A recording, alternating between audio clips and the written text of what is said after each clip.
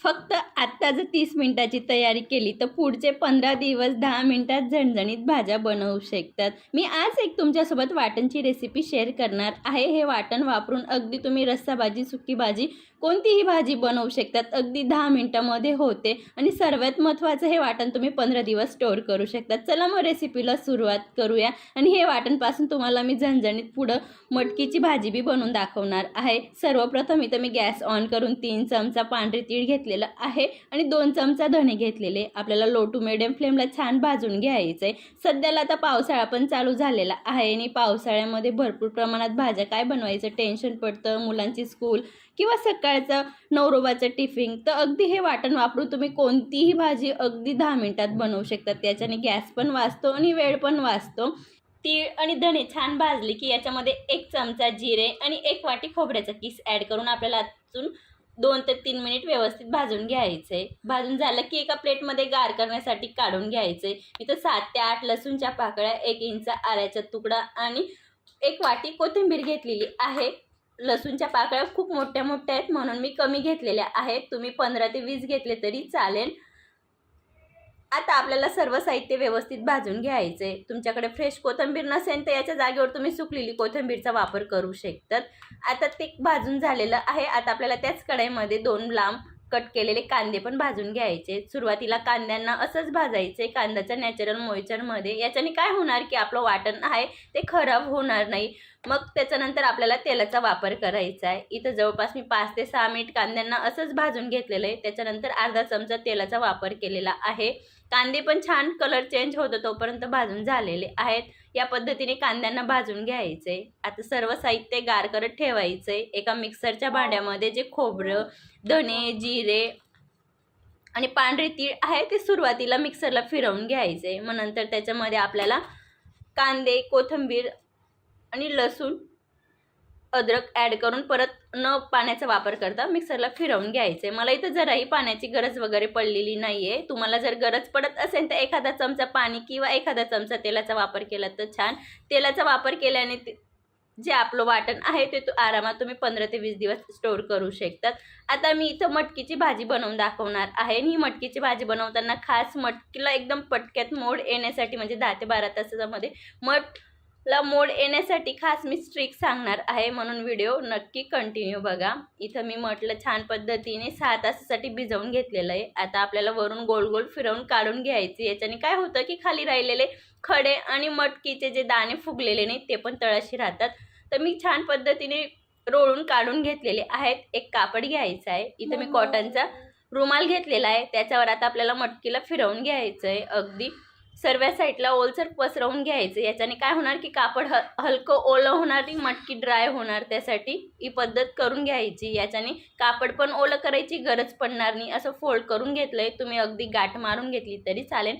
हे असं तुम्ही एका डब्यात देखील ठेवू शकतात। मी इथे एक बाउल घेते, बाउलमध्ये ठेवून वरून प्लेट झाकून दिलेली आहे आणि 10 तासासाठी साईडला ठेवलेलं होतं। 10 तासानंतर बघूया किती छान पद्धतीने मटकीला मोड आलेले आहेत। बघू शकतात तुम्ही अगदी कमीत कमी टायमामध्ये तुम्हाला हवे तसे तुम्ही मोड आणू शकतात। कमीत कमी 10 तासानंतर तुम्ही पाहिजे तसे मोड आणू शकतात। हे बघा 10 तासानंतर मी ओपन करून पण दाखवलेले छान पद्धतीने खूप मोठे मोठे मोड आलेले आहेत। आता याच मोडपासून आपण जे सुरुवातीला वाटण बनवलं होतं त्या वाटणचा वापर करून अगदी रस्सा भाजी बनवणार आहोत। जरही याच्यामध्ये आपण शेंगदाण्याचं कूट किंवा दुसरं कांदा, लसूण, खोबरंचं कोणतंही वाटण न वापरता, अद्रक वगैरे न वापरता आपण भाजी बनवणार आहोत। आणि सर्वात महत्त्वाची ही भाजी एवढी चविष्ट होतं की तुम्ही ज्याला पण खायला देणार तो पण विचारणार की कशी बनवलेली। चला मग आपण भाजीला सुरुवात करूया।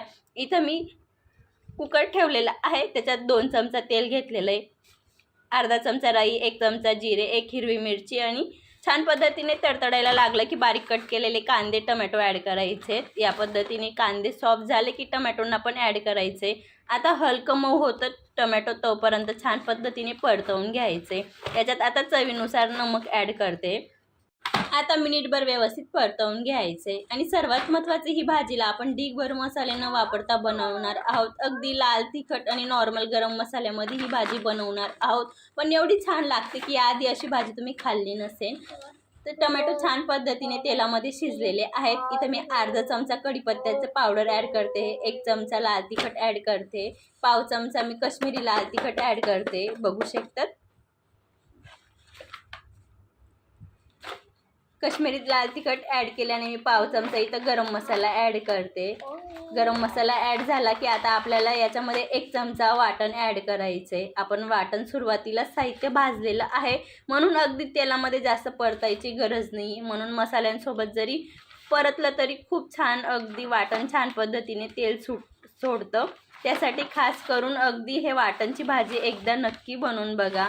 रोजच्या खोबरं कांदा भाजण्यापेक्षा एकदा हे वाटण बनवून ठेवलं तर तुम्ही 15 दिवस आरामात हवी तशी तुम्ही भाजी बनवू शकतात. रस्सा किंवा सुकी भाजी. दुसऱ्या साईडला गॅसवरती मी गरम करायला पाणी ठेवलेलं होतं, त्याच्यामधलं इथं मी थोडं पाणी ॲड केलेलं आहे. आता परत आपल्याला मसाले छान परतवून घ्यायचे पाण्यामध्ये.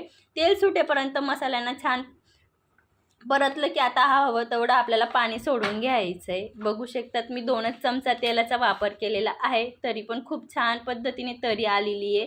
म्हणजे आपण जे वाटण आणि मसाले वापरले होते ते छान पद्धतीने तेलात भाजले की याच्याने खूप छान तरी सुटते. जी आपण मटकी मगाशी काढलेली होती ती मटकी मी एक वेळा परत धुवून घेतलेली. आता आपल्याला तिला पण मसाल्यांमध्ये छान परतवून घ्यायचं आहे. याच्याने काय होणार की जी मसाले आहेत ते मटकीमध्ये आतपर्यंत जातील आणि मटकीचा अजून छान टेस्ट लागेल. त्यासाठी इथं मिनिटभर मसाल्यांमध्ये मी मटकीला छान परतवून घेतलं आहे. जराही पाण्याचा वापर वगैरे केला नाही आहे.